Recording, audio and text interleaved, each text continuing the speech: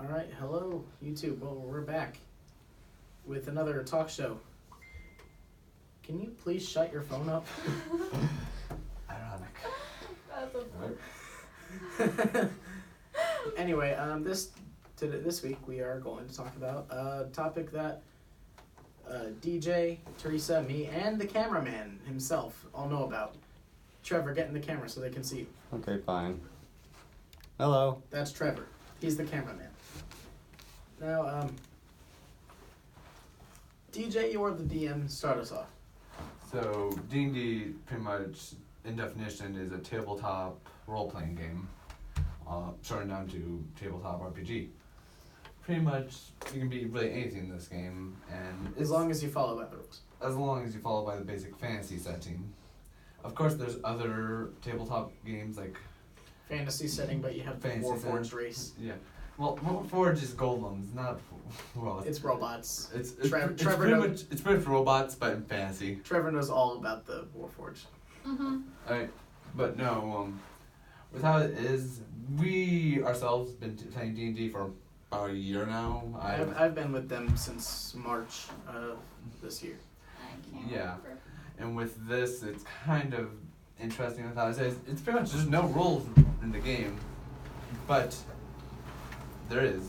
It's kind of confusing. It's in the way of you can change the rules that fit what you want better, but in all honesty, it's working between a DM and the players. They don't work together. It's kind of a mess. Alright, so since we can't really do a debate about D&D since we all agree on our thing, how about we just talk about starters or ideas Well, that other people could use for their campaigns? definitely a good way to start your campaign is so you've probably heard of it. You all start in a tavern. You all meet up in a tavern. Classic. It's a classic, but sometimes it gets boring. A way to spice this up is adding more intense scenes like that. Look at movies. Think of a scene where you just start falling through a portal to hell. All right. That was how our current campaign started. Yes, it's action-inducing. All right. It really causes the players to kick into motions like that. It gives them a feel on how this campaign's going to go.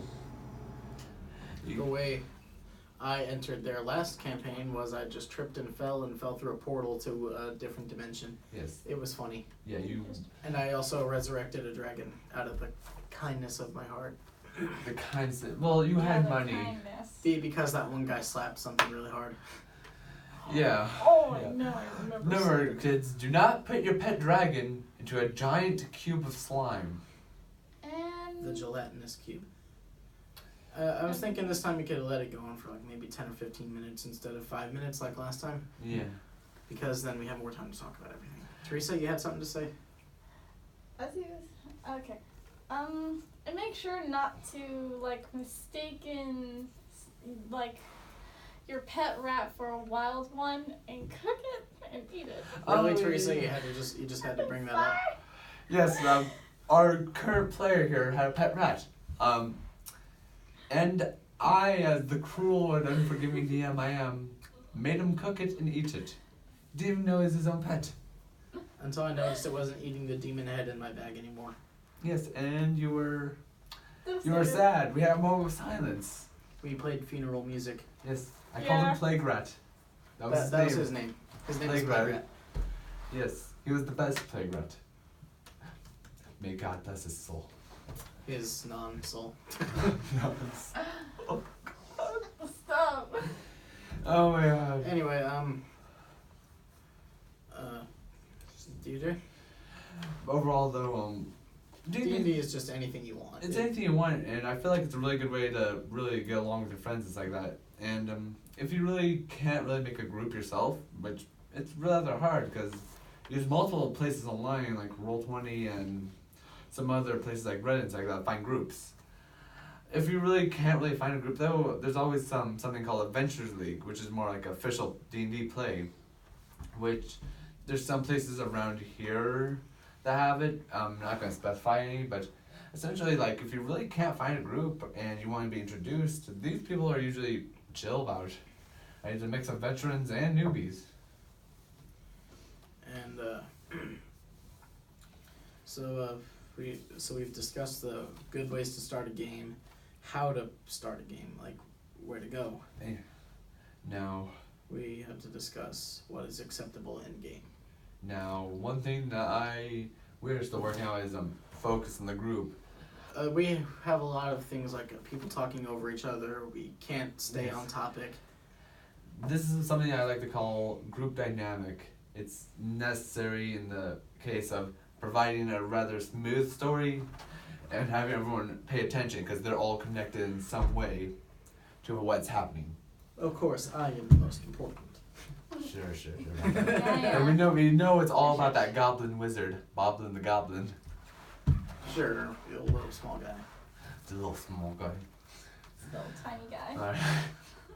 But no, group dynamic. I just realized, what if the camera's too far away from them to hear?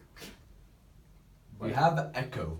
The power of the echo shall Power of save the our echo. mortal coils.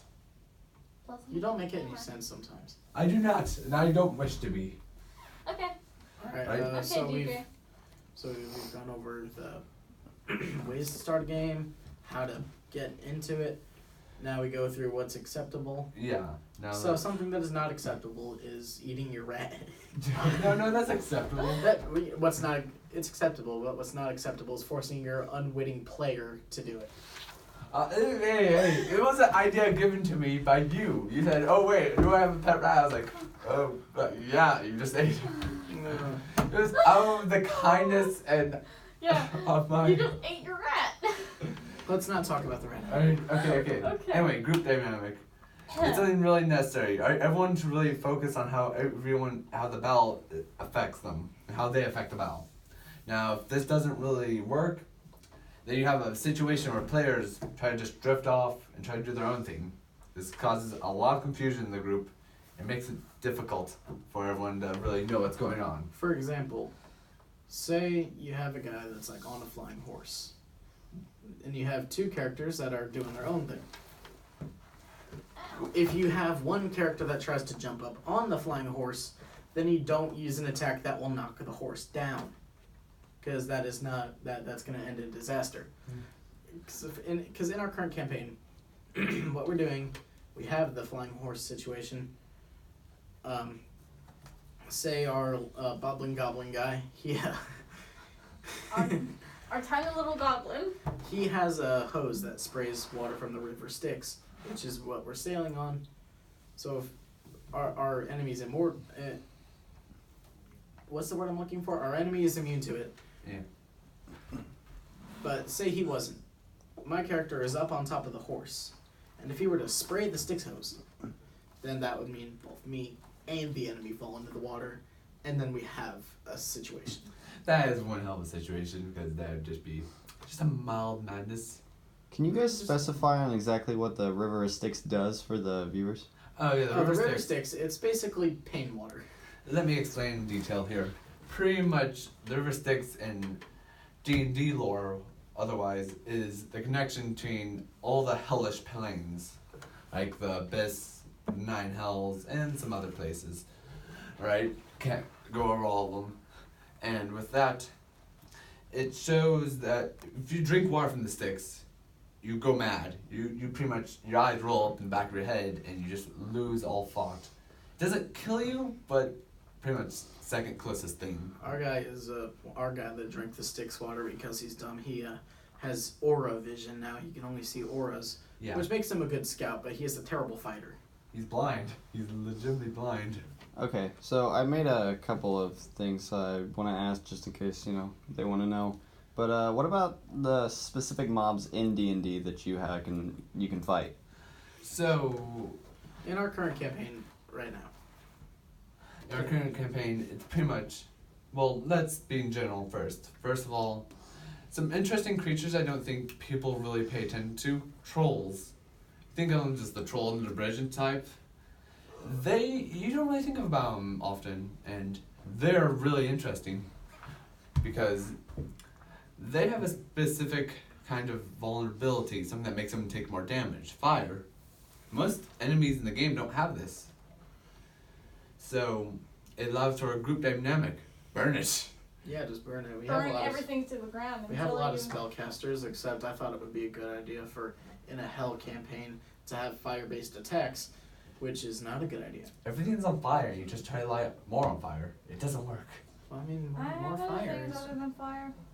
Like You have those weird blood curses from his homebrew. lightning. Oh, It was that not- segues into the next thing, homebrews. Homebrew. So this pretty much allows you to add your own type of twist to D&D, right? Here's the thing about 5e that differs it from almost any other system is that it's really easy to add your own stuff to it. Alright? They always have guides to everything. Monsters, classes, even magic items. You have it all, and this makes it so easy to customize it to your players and to you. Makes your campaign truly unique in its own way. And I'm kind of glad that 5e 5th edition Dungeons & Dragons was able to do that. And with that, it allows just the players to go in control. It also increases lifespan because it's equivalent of mods and whatever you call it, Skyrim. Yeah, it's like mods. Skyrim is essentially D&D the game, but Skyrim does all the aspects of D&D so well though too, and I feel like taking inspiration from Skyrim would definitely be not a bad idea. that's why I do most of the attacks that I do. Yes. Because that's why I do a lot of the things I do, is because I base a lot of my D&D knowledge on Skyrim knowledge, because for the longest time I was addicted to that game. Yeah, that's why I think of things the way I do. Oh. I also do the logical thinking, like, if I knock this guy down in this way, it'll do this. Yes. Now, No, Teresa hasn't talked enough. Do you have anything to say? She's just a placeholder for the Okay. chair. I'm just, this, no, So- I'm just shy. this is the trash demon. We call her the trash demon because she picks up the trash. Remember, before, in the fanciest room of all, that we lost because reasons. They'll probably regain it one day. From In our fancy room from the last episode, she was behind the chair, one of the chairs the whole time. And it was painful. She was just sitting there. She I got- just. I got This was stuck. at her own will, by the way.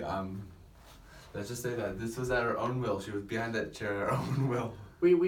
She calls herself the trash demon. That was her Yes. thing first. Mostly I just called myself the tree. Okay, so now going back onto the whole thing of D&D, let's talk about all the characters that you can, customize and play as. Like races. Race. Yeah. Yeah, So- races. Let's make it simple. There's 3 aspects to your character. You got their background, Mm-hmm. their race, and their class. And then you have like subclasses, but that's a mess. So that's its own thing. Mm-hmm. So let's start with background. Your character came from somewhere. They didn't just appear out of nowhere like, you're a wizard, Harry. No. But no, that's how high power works. But in all general, your characters are technically people. They became their own person. They're doing their own thing. Until something happened in the past that made them go become an adventurer. Now this leads to your class. What kind of person are you? Are you someone who really learned magic through heavy studies like that? Or are you someone just like seeing stuff with the axe? Or are you a person like a bard that just plays the flute and you that just plays through the fire and flames on a ukulele and suddenly you're God? That's how bards work. Bards are very versatile in D&D. Let's just call it that. Trevor, our camera guy, knows all about bards. Yes, he broke me a couple times with the bard. His character, however, had an intelligence of 7, and thus he became the stick bot. He is stupid Ito. Okay. Now, Trevor, timestamp. We got 14 minutes. All right, 14 minutes. Let's Okay. just There's 2 more things that I wanted to ask you guys, just, Yes. to let them know.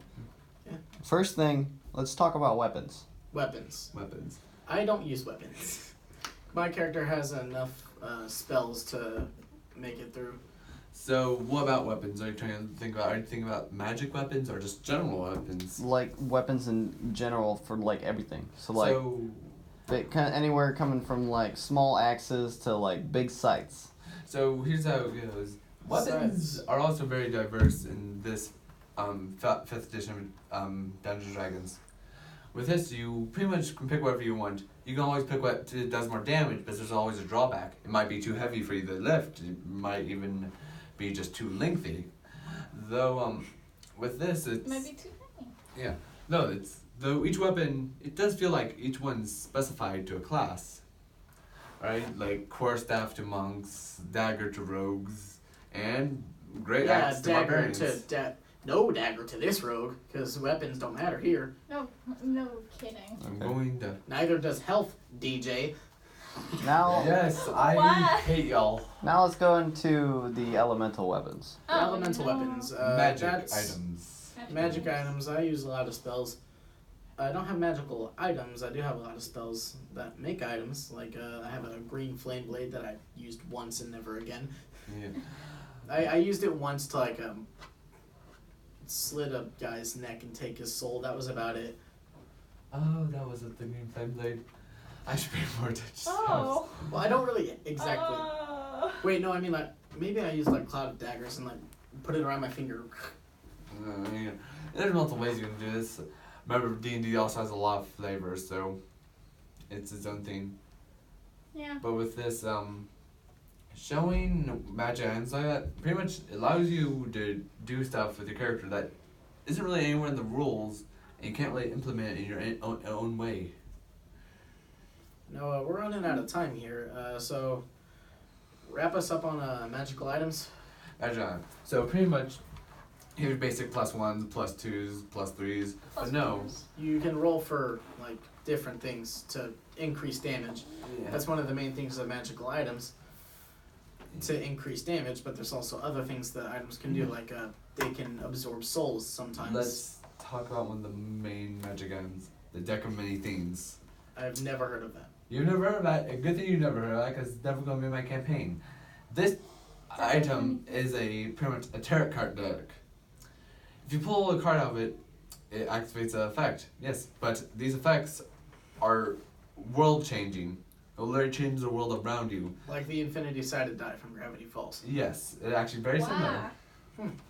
Well, that's gonna be a pain. Yeah, one creates a demon that constantly follows you and just makes your life hell. One just creates a giant tower of monsters that constantly spawn. One does give you pretty much a lifetime amount of gold. Some are good, but then you got some others. One just sends you into a void. So that is essentially magical items. Now, Pain. that is, Just pain and suffering. yeah, that magic is just a lot of stress. Now, we're out of time now. That was our little spiel on D&D. And that was the video. Alright, thank you, goodbye.